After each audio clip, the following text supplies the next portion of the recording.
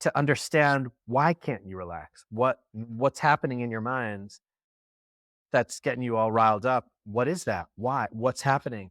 Because that's the same mind that you have in your daily life. If you can't sit still to meditate, that means all day long you're doing this. All day long you can't sit still. All day long I need to distract, or else I don't know what, that dread of just being here, because they haven't yet made an experience that showed them that the present moment is safe, that the present moment is full and bountiful and beautiful and magical and enough. It's like trauma, right? It's like we're in like collective trauma where we don't trust that everything's okay and that this moment's enough and that we're fine and that I can just sit here and drink my water and just smile and relax and everything's okay. Welcome back to Unleash Thyself. I am your host, Konstantin Morun, and with me today I have Seth Monk. Seth is a former Buddhist monk of 8 years, Siddha healer, international retreat leader, love activator, spiritual practitioner, and guide.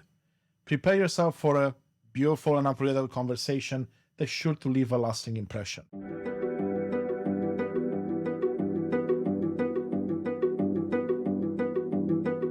Welcome back to Unleash Thyself, the podcast that inspires and empowers you to unleash your full potential.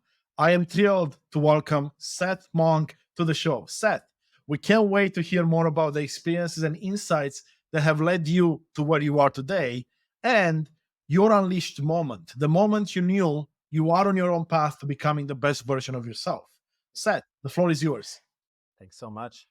Yeah, hi everybody. It's so nice to be here. Thank you, Constantine. This is a cool platform. This is really great. I first want to give some appreciation to my brother here for following his heart and following his dream and creating this out of the goodness of his feeling of purpose, and I think that's really inspirational for all of us, just to do the thing, just to try the thing out, to do the thing, to give into the world what really feels meaningful to us. So I just want to acknowledge you and appreciate you and thank you for being a model for Thank you, all of Seth. us and how to follow our dreams, right? My background's not that different than most of yours. Just kind of grew up in suburban America in Massachusetts, near Boston. Had a fairly normal childhood. Definitely started my spiritual journey early, though, in terms of I used to really sense a lot of things. I would say I'd sense presences in my room, and I would have kind of psychic experiences. And so, from a young age, I kind of knew there was more going on in this world that wasn't talked about. But, none of that really came together until in college I started meditating and learning about chakras and crystals and got my Reiki attunement and took mushrooms for the first time, and kind of just all these different things all came at once and really opened up my mind. And it was the first time. So I think I was like 18 where I like the word spirituality kind of first came into my mind. I was like, oh, like that's a thing. Spirituality is a thing that I can pursue, right? It's not religion. It's not art. It's not physics. It's not, spirituality it's an actual existing structure and framework and concept that I can connect with and learn from. So I met a Buddhist monk actually that same year. And so I started practicing more heavily in the direction of Buddhism. I liked that it was really structured. I liked that there was an understanding to it. I liked that there was concrete practices to follow. This was in, 2001. It was exciting. It was an exciting time of my life, exploring this, opening up spiritually for the first time, learning so much so quick. And it's a journey, that I'm still on, right? That's never left me. Absolutely. And so, yeah, throughout college, just continued this process of learning and growing and developing. And then when I graduated in 2005, I went to a Buddhist monastery. So it was actually the monastery of the monk that came to my school I went to visit. And he's a Vietnamese monk living in Germany. And so I went to this Vietnamese monastery in Germany. And I thought I would be gone for like 2 weeks. I told my mom, I'll be back in like 2 or 3 weeks. And I stayed there for 8 years. So I ended up not leaving. Thing kept you there for that long, or was it like kind of like building on itself and 1 year turned into two and two into three Yeah. and Yeah, eventually? for sure. Also, yeah. I mean, I think that it was a combination of things. I think one thing is that I had a lot of things within myself that needed healing. So I needed to do the work on myself, right? So it was like therapy, right? It's like I got to learn and grow and heal and understand. I felt pretty aimless and purposeless, leaving college. And so it was really like an opportunity just to find myself, that not to be too cliche, but yeah, like figure out who I am. And also it was fascinating. I was into like metaphysical stuff and new age stuff and occult stuff and paranormal stuff. And it was just really cool. I was actually genuinely curious. People have hobbies. Some people's hobbies are cars, right? Or Yeah. basketball or something, or soccer, right? My hobby was actually spirituality. It was just I was curious and interested, and it brought me joy to like learn about it and experience it and connect to things. So it was easy for me. I just could naturally follow that path. And yeah, the more that I was there, the more I was like, wow, I get to live here for free, and people, give me food, and I get clothes, and I don't have to like worry about money and taxes and I could just sit in one spot and work on myself and practice. It was like a dream. I was like, why not? Of course. Why isn't everybody doing this? Our center had a natural healing. So it was massage and acupuncture and Chinese medicine. So I got to learn a lot also about the body and the mind connection through Chinese medicine. And we led many retreats. So every weekend we had a retreat where we worked on different chakras, which are energy centers in the body that hold different emotional themes. So I really got to just like this really intensive deep dive for years, right? And really just getting to see everything from all these different sides and aspects, and started leading retreats myself and teaching meditation myself and guiding different groups. And, I led school groups for a while, and then I moved on to normal aged people, if it were. And we started holding retreats for different teachers. So we would actually then have teachers come from Burma and teachers come from Australia and France. So we got to experience also all of these really enlightened, Tibetan, Zen, Thai forest traditions, and receive the teachings from all these different traditions and all these different teachers. And I got to practice right next to them, alongside them. I could ask them direct questions. I'd bring them their food, and I'd sit with them, and I'd listen as they were giving meditation interviews with other people. So I really got to learn from some of the best in the world, and I can say that confidently, about how to meditate, what is Buddhism, so really just got to well-rounded Buddhist education. We can drill into many parts of that Absolutely. conversation for sure. Yeah, no, I was gonna say that's such an inspiring story, and There's a it's lot. not a story that you hear many people have, right? Like you're going away at such a young age, make such a big commitment to yourself, which is so beautiful to see, Yeah, and then continue on the journey until you say, you know what, I'm ready. And what made you so? We'll drill into the meditation piece and your learnings, but I'm curious, why 8 years? What happened at the end of that? Like, did you say, you know what, I've done all the work, now it's time for me to take some of my teachings and help more people while I continue to work on myself? sure. Yeah. You know, I kind of feel like most things in life, or a lot of things, most decisions we make actually come from many different places at once. Mhm. So on one hand, I had felt like my time in the monastery, I felt like I had kind of hit a ceiling a little bit. Like I didn't feel like I was growing and learning that much. I was beginning to lose confidence in the teacher that was there. And it was just slowly this feeling like I don't need to be in this place anymore. And so actually, as a monk, I went to India, and then I lived as a monk in India and did that, and then went to Australia and to a monastery there, and I really got deep into the meditation journey directly.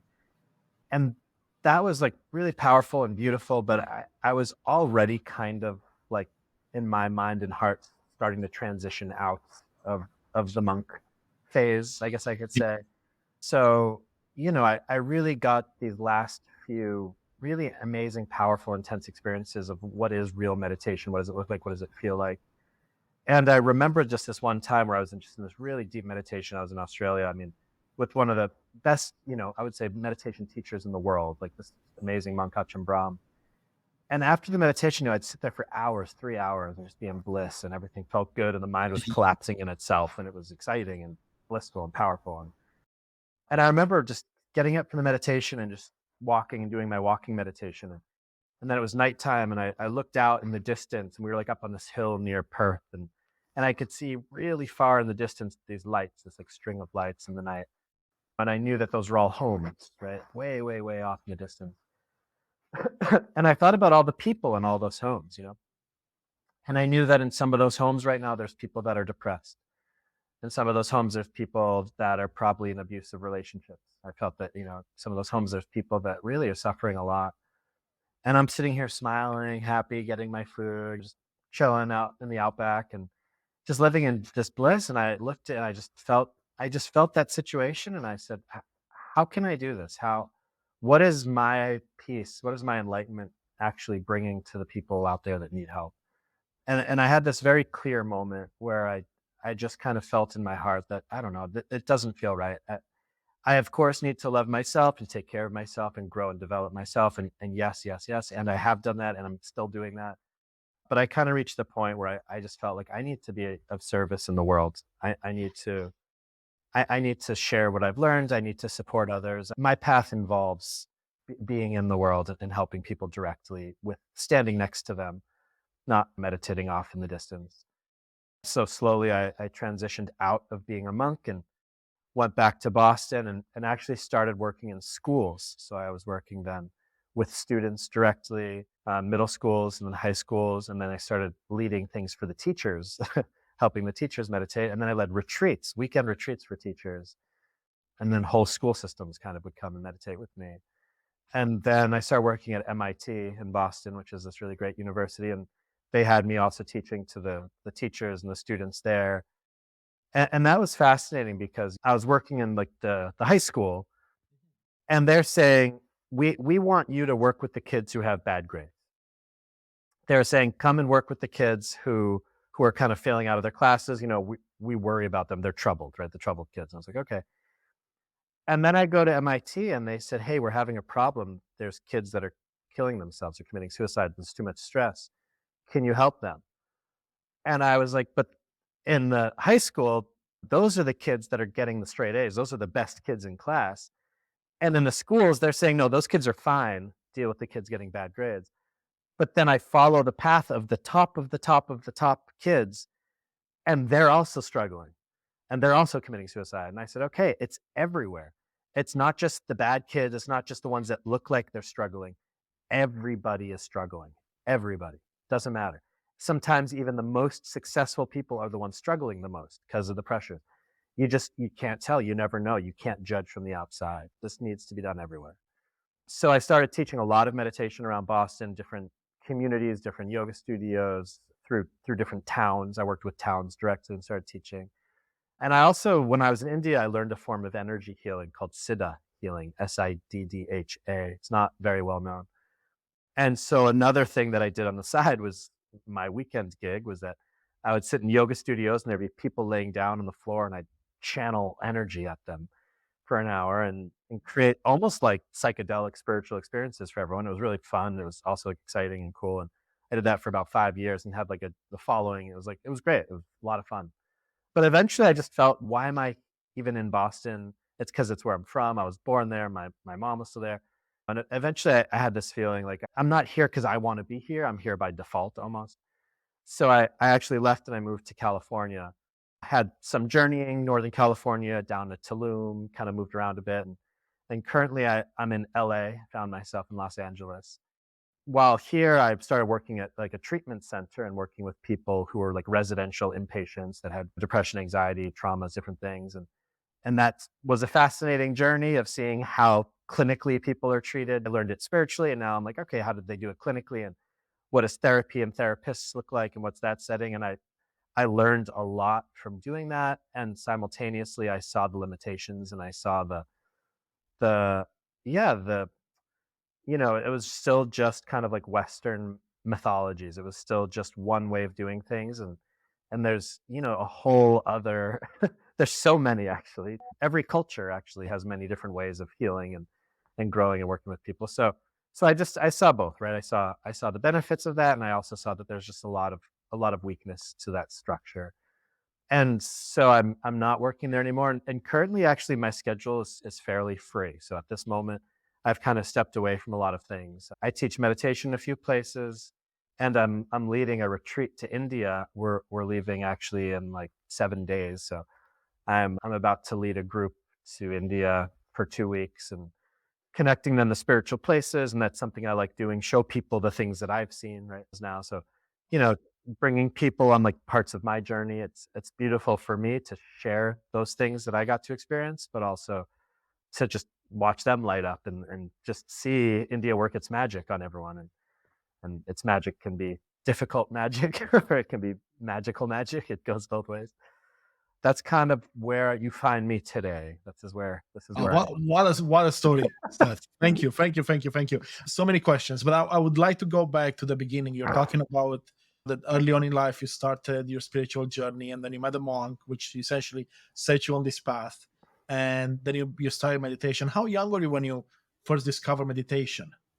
You know, this is one of those strange things, Constantine. Like when I look back over my life, I realized that my dad used to meditate with me when I was like 6 or 7. That my dad was into transcendental meditation because he had a lot of like anxiety and stuff. So I remember him like having me like lay down on the couch and he lay on the other couch and he played this thing that's like, now you relax your feet and now you relax. And only like years later, I mean, I think maybe even after I left the monastery, I was like, wait a minute, like I used to meditate with my dad when I was a kid. I didn't even realize that. So I guess it's been in my fields in my life for a while in some form. But officially, I really started meditating in college. So I started meditating when I was 18, 10 minutes a week. I did like every Thursday night at 7 o'clock. I just had one time a week. I took my bedroom in college and I went to like Home Depot and I got like a little piece of carpet and I got like a little salt lamp and a little cushion and I made like a little corner that was my meditation corner for my bedroom. And just once a week for 10 minutes, I would just sit in that spot. And honestly, it started transforming my life. Just the little drops of that space was super powerful. So how did it transform your life? Like, what were some of the changes you were noticing? It started creating space within myself. I wasn't so reactive to things. I felt lighter. I felt like when you meditate, it gives you also time to like process things. Like I was out, I was talking to people a lot, listening to music, I was partying. So I was always TV, right? So I was always being stimulated and I had a lot coming in, coming in. And I realized like when you meditate, it gives you the opportunity to like process your thoughts, process your feelings, Mm. let things kind of move through, kind of cleans the mind, right? It's like brainwashing, but actually it's like washes out your brain Yeah. of all of the stuff, like the short-term memory, like it all gets to get processed through. And then eventually like that stuff moves through. And then some of the deeper things, maybe the things that you're working on like for a month or a year, like the bigger issues start to come through. And then you also have time to process those. And then eventually you also get to this place where you don't have anything else to process for now, right? That at this moment, there's nothing else that's urgently needing to be looked at. And then there's like this space and this relaxation and this peace, this contentment, which this is like one of the more difficult things to explain for some reason for me. But I've realized that anything that I've ever done in my entire life and anything I've tried to do, I was always just chasing this feeling of contentment, this Mm. feeling of oneness, this feeling of connection, whether it's eating, whether it's sex, right? Whether it's music, whether it's activities, whether it's events. We're always trying to get a feeling. Everything we do actually is based on a feeling.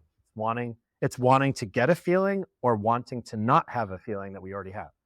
It's either Mhm. wanting a feeling or not wanting a feeling. It's actually that simple. Your whole life, you could look at your whole life and it's just about feeling good and trying to not feel bad. You could trace your whole day. You wake up in the morning, you need to pee because it's painful, right? So you go and you pee, and then you need to eat because you're hungry and you eat, and then you go to work because you're afraid, you need money, and you need that. So that feels like security, right? And that, so it's like you could trace your whole day and watch how everything you do, it's just trying to move to the next feeling that feels like it's what you want to be feeling in bigger senses and in immediate senses as well, right? And when I experienced that real contentment in myself, that to realize that we have that ability, that I can just sit here and smile and poof, just be at peace. And everything is good and everything is perfect and the world is okay and I'm okay. And it just feels healthy and it feels energizing. And I feel like the brain, like it's like you go to the gym to get the body strong, but I feel like meditation is what makes the mind strong. That when you sit in that peace, the mind just starts to really get present and healthy and happy and it's beautiful. It's free and it's right here and it's just about doing it. But it's crazy because everything in our lives, everything in our society, the movement of technology, the movement of society, it's moving away from that. Everything around us is moving us towards stimulation, towards being in a screen instead of being in our bodies, right? It's like everything is moving us away from that center point. So it's almost this like battle that's happening now where it's like, back in the day, like people were just farmers and they lived in nature and they did stuff. And there was, of course, things to be distracted with as always. But there was definitely more of a sense of just presence in oneself. And I even Mhm. saw that in my own lifetime. Like I grew up, I didn't have a cell phone, they didn't exist yet. And I watched how like our generation had the blessing to see what life was like before technology kind of and how that's shifted really quickly. Meditation, I think it made like a wave through our culture. It came through and everyone knows about it. Everywhere that I've gone in this country so far, I have found still meditation classes in general not being super well attended.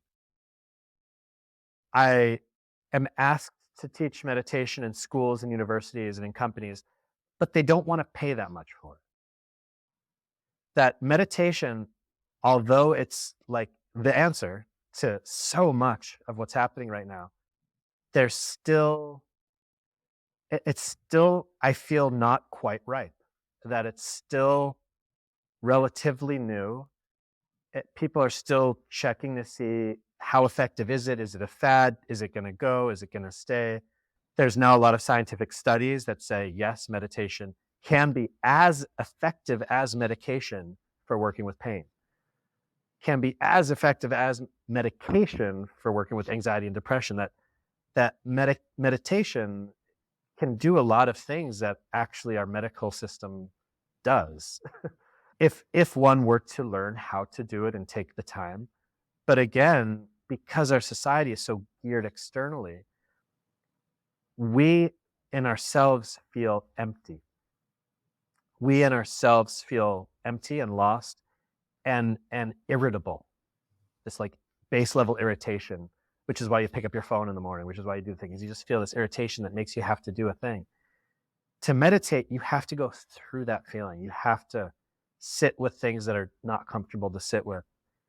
You have to start confronting yourself and making peace with things. And what happens though, and it's the same like again going to the gym, it's like lifting weights is hard. It's like it's like it's weight, it's not pleasant, but but the more you do it, the better it feels. And then you start to feel you're getting stronger and you're like, oh my God, I love this, right? And people then love going to the gym. Meditation's the same way. It's like once you start, it's a little bit tricky and difficult and painful and it's this. But as you do it and you start to feel its effects and you start to feel how good you feel and how good it feels, you start to light up and you do it then because you love it, because you feel it's like eating healthy. It's like you suddenly feel how good it feels. So then you want to do more of it. You're doing it because it feels good and it's like exciting and it feels healthy. It's not like a chore or a task. It's like, wow, like this is like, what was I doing before? It's like you can't remember life before. So much to unpack that as well, but so many great points you touched on because it feels like I'm looking at myself, right? I've started to do some different forms of meditation, trying things out. And it is that for me, the biggest challenge was sitting with my own thoughts. And you touched on this, right? Because it's uncomfortable. I think it's much easier, like you said, pick up the phone and be distracted from your own thoughts or do something where you give your away your power to something else. And then you don't have to worry about the things you said, the things you think, and everything that you've done in your life. And then all of a sudden, it's just like, let someone else take care of that. But meditation, like you said, brings us in to do the work ourselves. Now, from what you've seen from the people you've helped begin on this journey, when does it become easier for most people? Is it after a couple of sessions of meditation, so let's say a few days? Does it take longer for some than others? Like, what have you seen? Like, what can we tell our audience and say, you know what, give this a shot, try meditation for a week or two or whatever it is that we think it might give you the benefit to at least let you try some more. Yeah, something that I sometimes tell people is to try the 7-day meditation challenge. Okay. Meditation challenge. The 7 days, that's easy enough. I mean, 7 days is not long. Easy enough. Every day this week for 10 minutes. For 10 minutes. Look in your schedule. Where do you have 10 minutes? Right? Is it when you wake up? Is it before you go to bed? You could do it in your car. You could like drive to work, and when you get to work, you sit in your car. When you drive home, you sit in the car. You get to work, you go in the office, and then you sit down. Where do you have just a 10-minute block of time that every day for the next 7 days, just for 7 days, just to try it, to experiment, to have fun, to explore for these next 7 days, 10 minutes, which is nothing, right? Which is nothing. If you're honest, everyone's on their phone for at least a couple hours, right? Where you just sit and you just breathe and you just feel your body breathing. That's simple. And you just feel whatever feelings are there, whatever thoughts are there, and you just sit with your eyes closed and you breathe and you just let the thing happen. No expectations, no good and bad, no right and wrong. You're not trying to do anything. You're just sitting with yourself and breathing for 10 minutes a day for 1 week. Guaranteed you will notice a shift. Guaranteed. With 1 week, you'll understand just a little bit, but you'll understand what this is about. As far as like your question, how long there's some people that sit to meditate and boom, they got it. There's people that take years. But the thing is, it's just your own mind. If you're struggling with meditation, it's because you're struggling with yourself in your own mind. If meditation comes easy for you, it's because in your mind, you're pretty easy with yourself. It's, yeah, and it's easy, right? I meditated as a monk, right? So I was in the monastery in Germany for 8 years. I would say for the first 6 years, I didn't know how to meditate. I I sat for hours doing something, you know, trying to get peaceful. And it took me until I spoke to a meditation teacher, this Ajahn Brahm, this monk that I met. And I told him like what's happening. And he said, well, it's like you're trying to meditate, but why not just relax? He's like, why not just forget about meditating, this idea, this thing called meditation, and just relax? And I suddenly realized I was meditating to try to become more peaceful. But what that meant was that I was not feeling peaceful, and I was fighting against that feeling of not peace in myself, right? And I was trying to get this thing called peace, which wasn't here, but exists somewhere in the future. And so I would sit there trying to get something that's not here, right? Trying to get this thing that I think exists called peace that's out there that I want for myself. And at some point, I kind of realized if meditation's about being present in the present moment, what I was doing was the exact opposite. I was rejecting the present moment. I was telling the present moment that it wasn't good enough. It wasn't what I wanted. It was too painful. I wanted to escape. I wanted something else. I was meditating with with desire. I was meditating with rejection of my own experience, wanting something else. Yeah. So it's like we said earlier, it's like you had an expectation going in, right? It was like expecting something. Or And by wanting expecting at something least. or wanting, yeah, or yeah. Yeah. And so it took me years to suddenly realize that in myself. And then the day that I saw that and I said, like I pulled that veil from my eyes and I said, hey, instead of trying to get something through meditation, how about you just here? How about you just breathe and relax and allow this to happen and this to be enough? And there's nothing to do and there's nowhere to go and just, it's okay. Like whatever happens is fine. Suddenly everything could just sink and relax and it felt So good. for you was a transition pretty much like from one day to the next? As soon as you had the realization, the teacher. From one moment to the next. After years, it just took that one moment and then the whole thing collapsed. And then my meditations were incredible after that. And what I also saw is that, again, the mind of meditation is also the mind of your daily life. Because in my meditation, I could see eventually that I was constantly rejecting the present moment, that I constantly wanted something else that wasn't here. Guess what? That's what I was doing all day long. Whoa. That same mind that I was using for meditation is the same mind that I was using in my daily life. So meditation is fascinating because it shows you yourself. It shows you these deep underpinnings, these mechanisms of your mind that you're just going with. You don't even recognize them.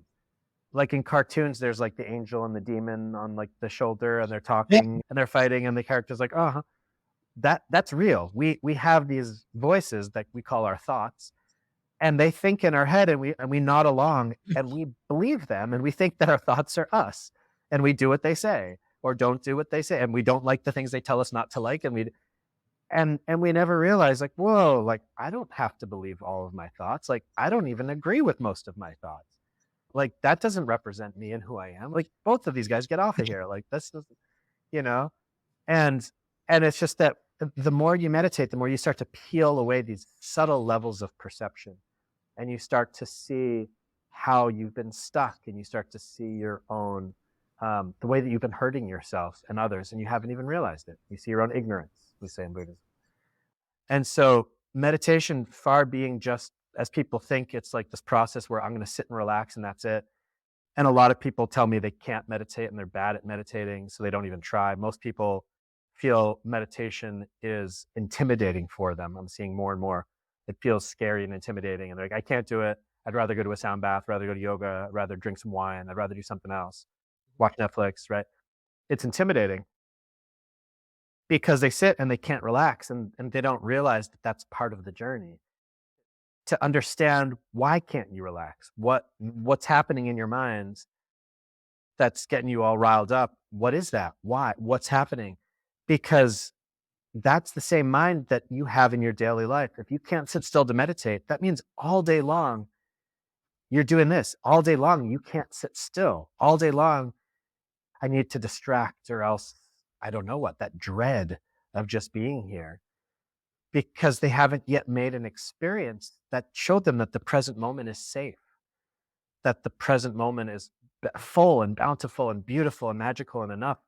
It's like trauma, right? It's like we're in like collective trauma where we don't trust that everything's okay and that this moment's enough and that we're fine and that I can just sit here and drink my water and just smile and relax and everything's okay. Everything around us is messaging us. The news, media, right? Politics, like it's all messaging us fear and problems, and buy the things and do the things. And we're in this container in America, especially, where we're kind of constantly being bombarded with these messages and vibrations that keep us feeling uneasy and agitated. Reading the newspaper, drinking the coffee, right? Stimulation, problems, like it creates this vibration collectively that we're in. And it's not healthy in it, and it moves us farther and farther away from feeling safe and at home and at peace within ourselves, within each moment. And that's also how we can take our power back. Once you feel good in yourself, you don't need to buy a bunch of shit. You don't need to. I'm not afraid. I'm not running on fear. I'm not running on lack. I'm not running on, like, I'm just, everything's okay. Like, I'm good. Like, I'm flowing. Like, things come into my life and they go. And sure, I'm a human being. I have human emotions. Of course, I become afraid times. Like, things happen, of course. But like, my overwhelming driving energy is actually one of love right now. It's one of connection. It's one of playfulness and enjoyment in life. I'm actually very happy in my life right now. And there's been times in my life where I could not say that. There's many people listening who cannot say that. Like, I am very happy in my life, and I mean that truthfully. And that's the journey. If you're not becoming happier, then what are you doing? What's the job for? What's the family for? If you're not getting happier, then what are we doing? Yeah, then you're going in the wrong direction. And I know people out there, it's easier said than done, or, well, you don't have the problems I have. Whatever. We can defend our situation all day long. We can validate ourselves for being miserable as much as we want. But at some point, we all have to decide that I'm responsible for myself, for my happiness. I have to take ownership of my internal state. And I have to figure out what steps I can make, big or small, to start moving in that direction of happiness, that I feel better and better and better about myself and my life situation and about the world, about everything. Yeah. Yes, I resonate with that 100%. It took me a while to get the realization, but it's such, the way you described it earlier, it's kind of like the veil was lifted. Once you get that aha moment, you're like, okay, so I don't have to be angry about everything. I don't have to try to control things that I cannot control. Yeah. Let's go inwards. Let's do more with what we have right now, and see where it takes us. Yes. And when you were teaching meditation in schools, whether you had the chance to teach from all age groups and of course professors and teachers, what were some of the biggest surprises for you, good or bad, what you were seeing in the people that were taking it seriously and attending and participating in this? I was actually surprised by how well received it was, especially in schools. And I mean, I blew the minds of all of the teachers. because I would be going into classrooms, middle school classrooms for years, right? Kids that never would sit still, kids that all day long, 30 kids in a class, they're fighting with the teacher and this whole thing, and it's loud, noisy. And I would go into the room and I would look at the kids and I would talk to them like they were people. I wouldn't be this authoritarian. I would just talk to them. I would say, "What's up, guys? Like, what do you got? How are you doing? Like, what are you all learning about? How's that feel? Cool. Like, I'm Seth. I was a monk. Here's what that means. Do you have any questions? What do you know?" And I would just share with them. And eventually I'd be like, "Well, if you guys want, I mean, I don't know, but if you're interested, like, there's this thing, meditation. I'd love to show you, but if you want." And they'd be like, "Yeah, yeah, let's." And then I'm just suddenly in this room and I like look over and the teacher's just like, "What?" Like, and all the kids are just sitting silently smiling. And just that everyone was like super receptive. And honestly, it was also clear that the kids that maybe felt uncomfortable, they'd like open their eyes and like look around. And you could see that how good you are at meditation, how much it works for you. So much of it just depends on how willing you are to try it, how open you are to it working. That especially as I worked with adults and stuff, you could see that if people's minds were closed to the idea that they could maybe meditate, that meditation maybe could work for them, if this thing, just that openness to try was all I needed. If I can get the crack in the dam, I can break the dam down. Right. So I was surprised at how well it worked, especially for kids, but it has to be done correctly. It can't be another thing that's forced on them like everything else in their lives. Right. When it's done from a really genuine, organic place, they wanted to do it. Right. And I actually became a substitute teacher for a little while, and I worked in this classroom for a month, and I had sixth, seventh, and eighth grade kids, and I would come in, and they'd say, "Seth, like, can we meditate this morning?" I was like, "Sure," and I would sit and meditate, right? And they started asking for it because they were like, "Oh, this is actually like nice and fun," and like it was like very. In the school we do the Pledge of Allegiance, and then we do the moment of silence.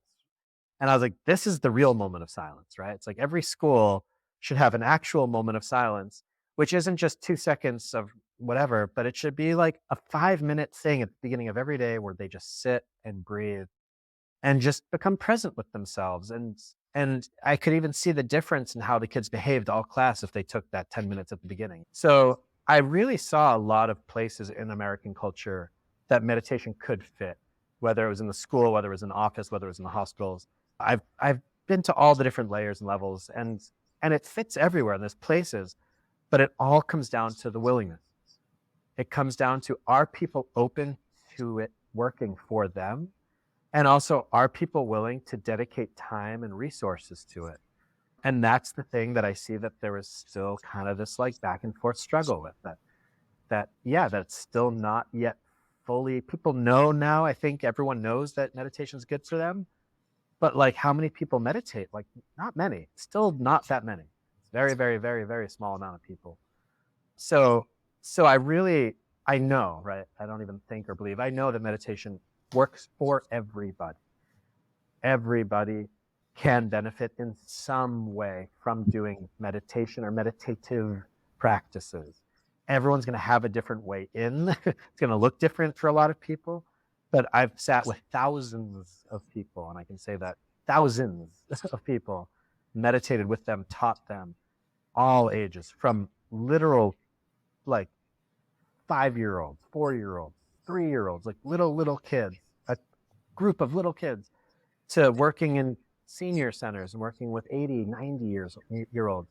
And I had a 90-year-old woman come up to me after the class and took my hand and said, "That's the calmest I've ever been. I've never experienced my mind without thoughts," is what she said. So beautiful. It was like 90. I was like, "How old are you?" And she was like 95 or something. I was like, "That's Oh, wow. crazy." So it's like, it's for everybody. It's accessible. It's right here. It doesn't cost anything. You don't have to go anywhere. It's like the stories of like the guy out looking for gold all of his life. And then eventually one day he just like gets frustrated and he's at home and he just throws the shovel down on the ground of his kitchen and it breaks the tile. And then suddenly there's like gold like on the like under his floor. Yeah. It's like that thing. It's like the treasure. We're like living on top of the treasure, but we're searching for it everywhere else, but it's like right here. It's almost like for some people, it might be that the fact that it's free, the fact that it's easy, quotation marks, is what maybe scares people. It's like, no, I need to pay for something so I can have value. I need to go get it out. It needs to be hot. Sure. Yeah, When yeah. it's quite the opposite with this meditation. I know you said something really interesting at the beginning. Well, somewhere at the beginning, you said that meditation is still new in the Western culture, right? Still, people don't know if it's a fad or if it's something that they should do. But funny enough, meditation is older than most of the things that we do in our life today anyway.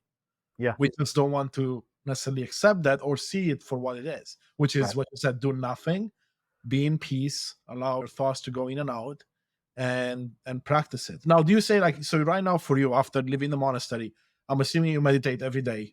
Do you have like a specific practice you follow, or specific methods that work for you better than they did in the past, or other methods that you did in the past? Yeah. So yeah, so for those 10 years, so I meditated every day at the monastery, 5 in the morning, meditate for like an hour, and then at night, and then we would do retreats where we would meditate for longer amounts of Mhm. time. And then there's like many different ways that it looked. And then, so I did longer periods and short periods. And then when I left the monastery, it became more of like when it felt called to do it.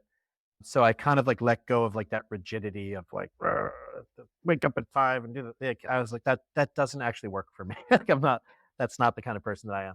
So for me, yeah, it's more just like when I feel called to it. I mean, I teach meditation a lot too, which is great because I actually get paid to like, all right, now we close our eyes and feel our breath, and I get to meditate Just for like an hour. So it's actually a pretty good deal.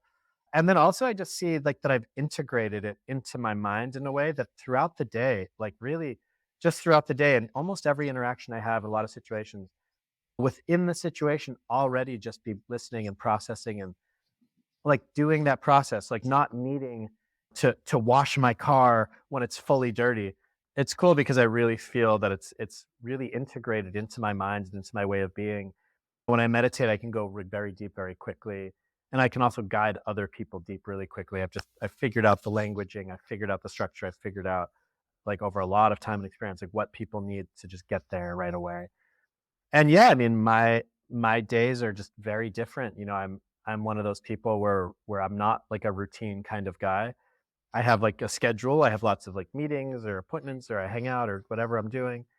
And then I'm kind of just flowing through my day and then there's these moments that I just take for myself and I drop in and I, do it. And there's times where that can be like longer and there's times where that's just like little pockets throughout the day. So I personally do it more like organically. I love that answer as well, because that tells our audience and tells me as well that this doesn't have to be something you do, like you said, oh, you have to wake up at this hour and you do it every day to see benefit.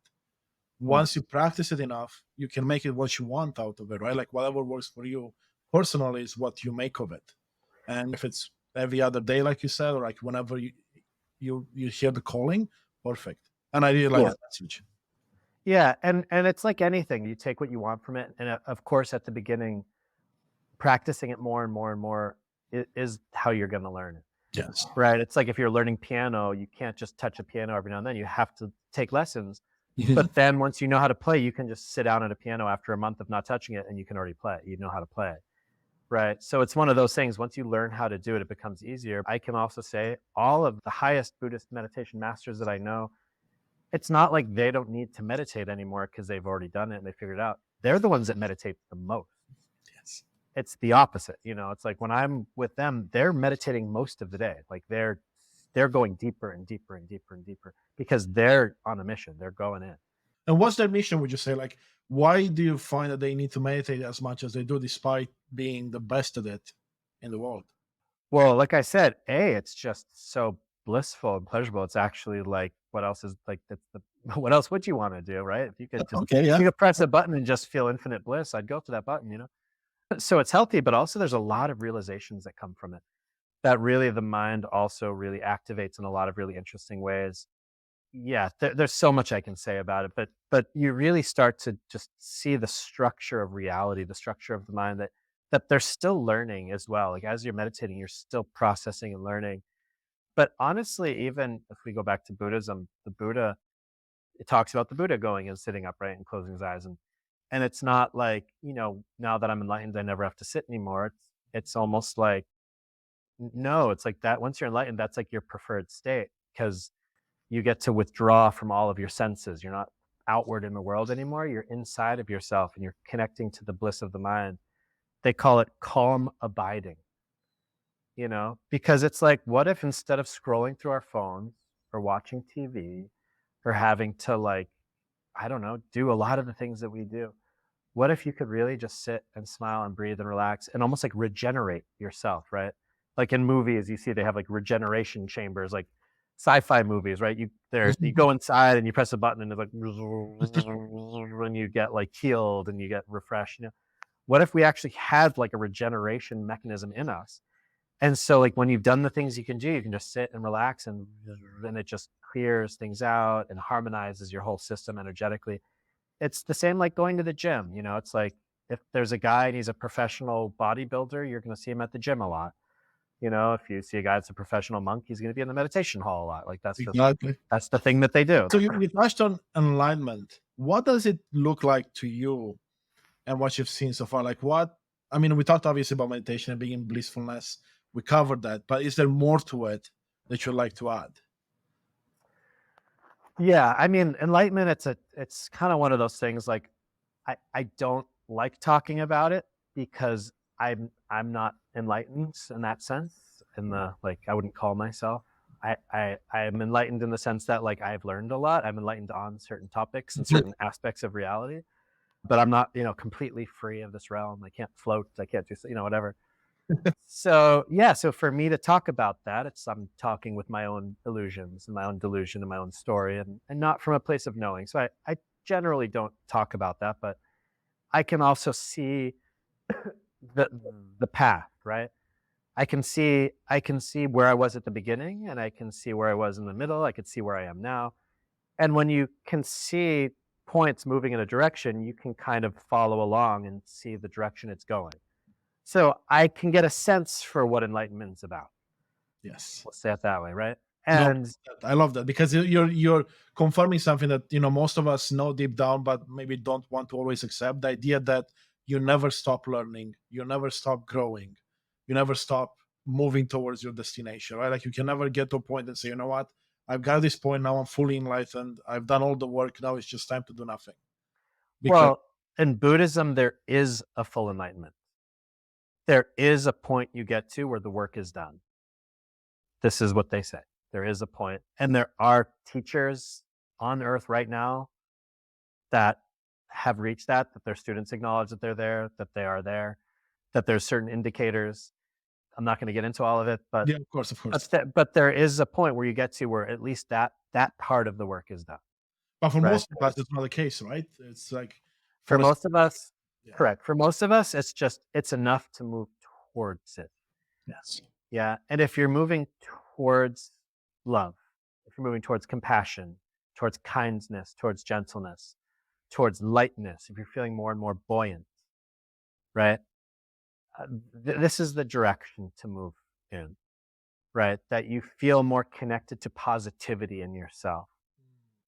Yeah, that you feel more connected to the world around you, that there's like this pervasive happiness and lightness, and it's not necessarily I'm happy because I have the job it's not based on things. It's a general overwhelming happiness and lightness just based on your understanding and your ability to relate to life. There's an easefulness to it as well, right?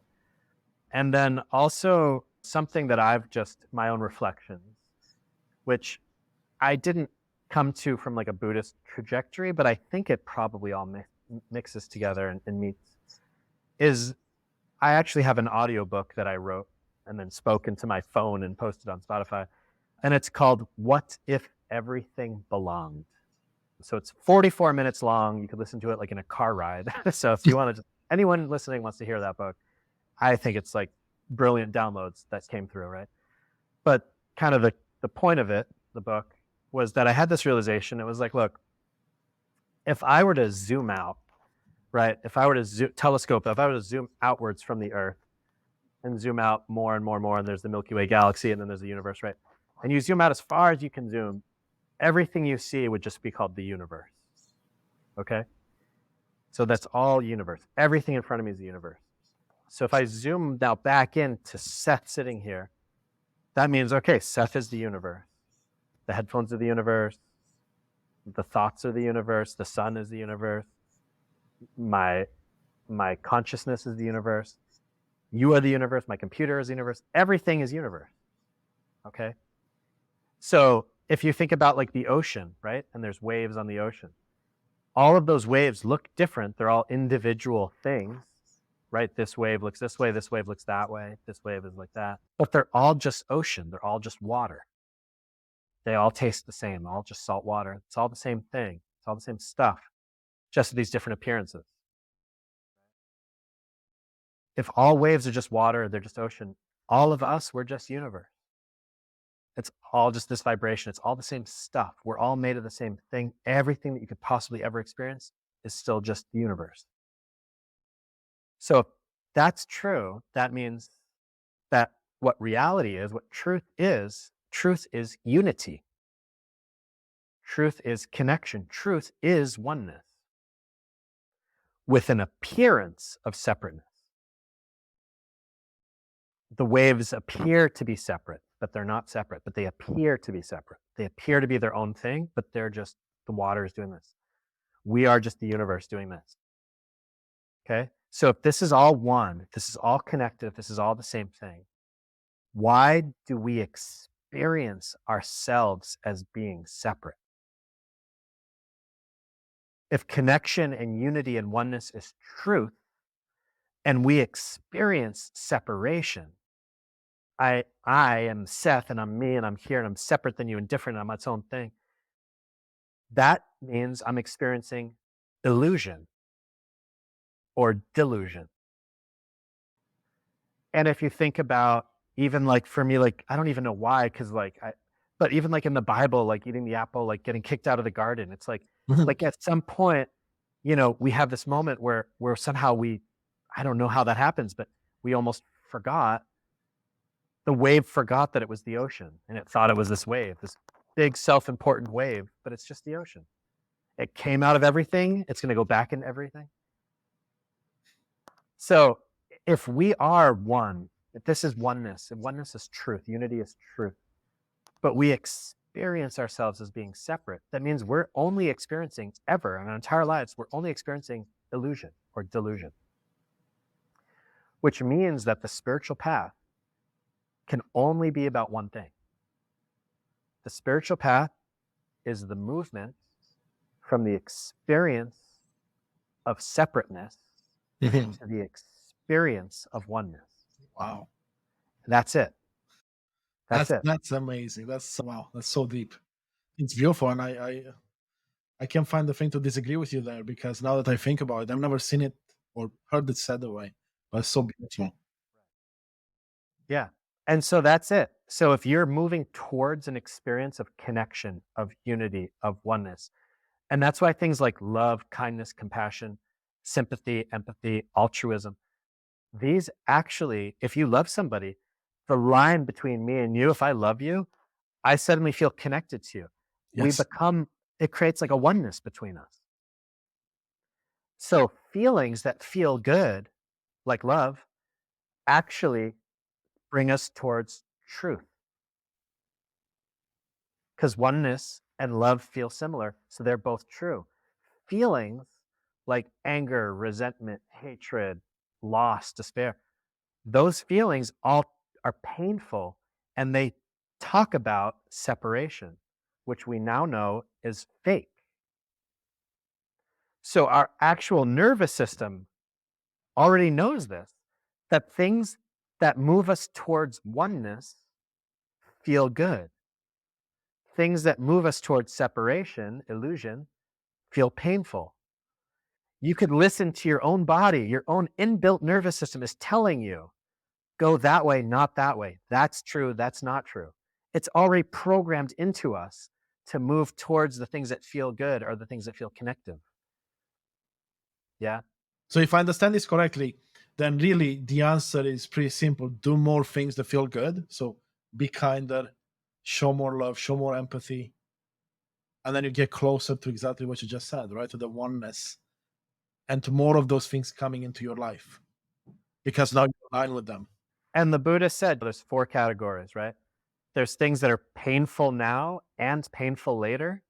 There's things that are painful now but pleasurable later. There's things that are pleasurable now but painful later. And there's things that are pleasurable now and pleasurable later. Okay? So things that are painful now and later, if I stab myself with a knife, it's going to hurt now, it's going to hurt later. Things that are painful now but pleasurable later, it's like going to the gym. You're working out, it hurts, it's hard, right? Starting to meditate, maybe it's a little uncomfortable, but then it opens up and it becomes good. It feels good. It starts to be pleasurable. It's good for you. There's things, and I'm bringing this up because what you said, there's things that feel good, that are pleasurable now, like getting drunk, but they're not going to feel good later, right? Yelling at somebody feels good in the moment. You feel right and just like, not good afterwards. Stealing something maybe feels good in that moment, doesn't feel good afterwards. So it's not just about following what feels good in that sense, but what feels good now and later, right? What feels good in the bigger sense of things? What makes your soul feel uplifted and lighter and happier and more relaxed and more and warm and connected? Positivity, that sort of thing is the direction to move towards. And you can pursue, if you want to go for enlightenment in this lifetime, go for it. Good for you. But if that's not your goal, whoever's listening, if that's not your goal, that's just move in that direction. Move towards it. Incline yourself towards. Do everything you're already doing, but just moving towards that, moving towards that sense of connection, that understanding, that feeling, the experience of connection. If you just keep going more and more and more, you'll get there and you're going in the right way. Yeah. So that's kind of the journey, right? And what a beautiful message to leave the audience with, right? That's so powerful, Seth. I just want to say before we continue here, like, just thank you so much for your wisdom and for sharing this information. I mean, I'm learning so much myself. I find myself speechless at times as you go through these explanations, and I can't imagine the people listening and watching this. I'm curious if you will that entertain me. I have two types of questions I like to ask my guests at the end, and they have to do with time travel. If you were to be able to go back in time 10 years, right, and you meet your younger self 10 years ago, what's one piece of advice you'll give yourself to help yourself out on the path or whatever the case might be? I'd probably tell myself to buy Bitcoin. Right. Yeah. I think that would solve a lot of problems. Yes. Yes. I think I would also look at myself and just, put my hand on my shoulder and say, everything's going to be okay. It's okay. You're doing what you're supposed to do. You're learning. You're going to be okay. And I like that, right? It's not about changing anything. It's just trusting the path, right? Trusting the journey. Because I'm happy where I am right now. Because I'm happy. So I don't need to change. Like I said, yeah, buy some Bitcoin. Like I wouldn't mind if I had $1 million. That'd be cool. But I'm happy right now, right? So it's like, I don't want to change younger self, but I want younger self to know. I want him just to at least just know that he's okay. He's doing the right thing. Everything's going to be fine. He's got what he needs. Yeah. Yeah, that's awesome, Seth. So on the same vein, that, like, let's say we travel now in the future 10 years, and you get to see all the amazing things you've accomplished over these 10 years. And you get to sit with your older self now for a 15-minute meditation session, even, or maybe it could be a mentoring session. And there's one thing you can bring back with you. What would that be? Or piece of advice or anything really? It depends on what he would say to me. It depends on, I don't know. I know, it's a tricky one, right? Because, well, where do you see yourself in 10 years, right? It's like, kind of, what are those things to put you on that path? Maybe. Honestly, I think I would want the same thing that I gave to my younger self. I would just want him to just put his hand on my shoulder and say, you're doing great. You're on the path. You're on the path. Don't worry. Just keep doing whatever you're going to do is the right thing. We're good. We're good. Keep going. It's fine. Yeah, I love that. I love that. Is there anything else before we end today? Because we've shared so much beautiful wisdom. Is there anything else you'd like to share with the audience? Any last parting gifts or wisdom that we haven't covered? Sure. Yeah. Well, so please connect with me on Instagram, Seth Monk. My Instagram, and I have a Spotify channel with like 150 talks on meditation and emotional learning and all this stuff. So it's free. So